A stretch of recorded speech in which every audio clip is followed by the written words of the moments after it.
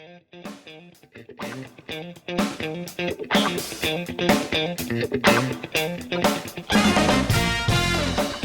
everybody, Mike Nelson, CEO of Efficient Lending Incorporated. Hey, if you were on my previous stream a few minutes ago and dropped off, sorry about that. Just had some technical issues on this side. All right, we're going to start over again and jump right into it.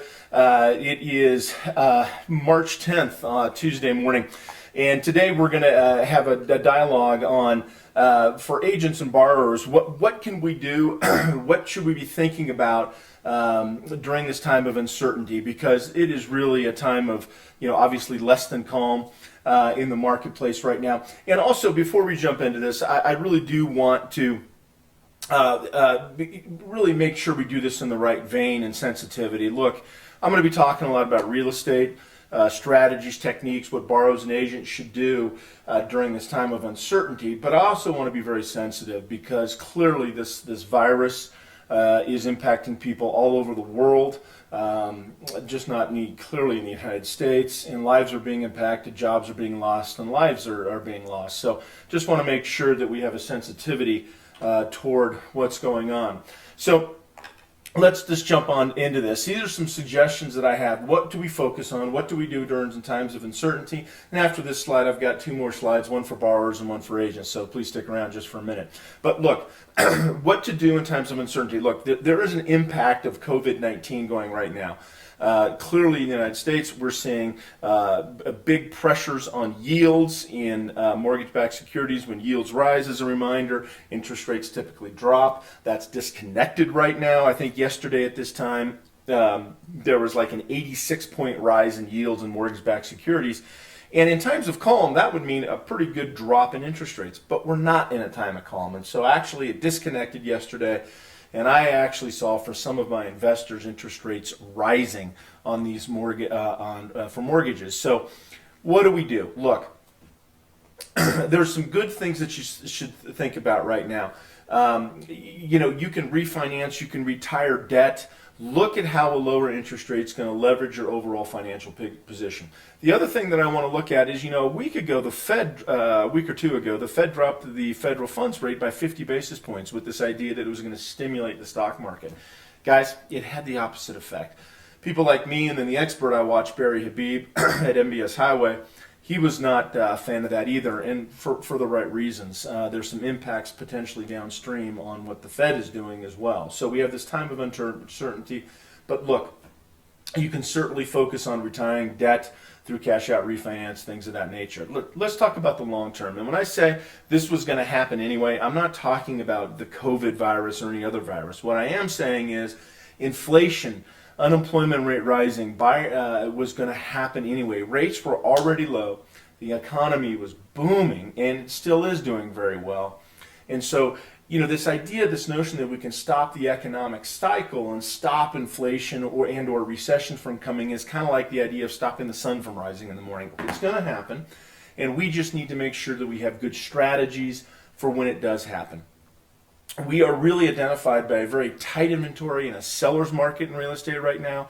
When the economy cools off, absent COVID, you're going to see that kind of flip, and it's going to be more of a buyer's market.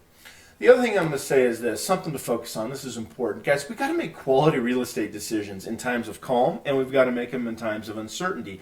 And we're still equipped with good decision-making tools as it pertains to real estate and mortgages, whatever the market condition is. So you got to have a strong team around you.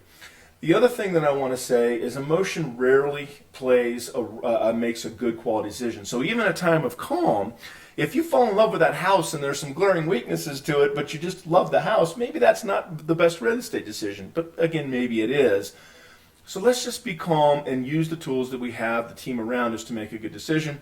And the one thing I want to really emphasize here is, I say this till I'm blue in the face.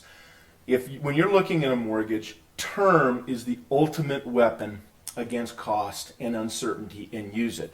By that I'm saying, if you're going to try to market time right now and wait another week to get a better interest rate, it's not worth the risk. Just shorten the term by 1 year, 2 years, whatever that might be, and you're going to effectively hedge that risk. Let's talk about borrowers. What are some things we can consider? look, if you're a borrower right now, leverage the equity in your home. Do a cash out refinance to retire debt, or do a cash out refinance to maybe look at an investment property or a second home or a move up purchase. Interest rates have been so low for so long that you've got a great equity position in your home. Leverage it. Take advantage of it. It's important.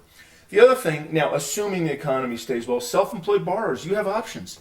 The economy has been so strong for so long, and interest rates are low that self-employed borrowers that own their own companies have a really strong position, and there are mortgage products that are targeted toward that self-employed borrower, so you really can get into a good home. So think about that. And I said this a few minutes ago, don't try to time the market. Use the tools and the knowledge and the expertise you have and make a good financial decision. If you get a mortgage and rates go down, you can refinance for little or no cost. If you get a mortgage and rates went up, well, you timed it just right anyway, so it's awesome. And just remember, the average mortgage in the United States lasts 7 years, so 7 to 9 years. So you're going to sell or refinance the house anyway. Make a good decision. I personally think that the Fed played their hand too early.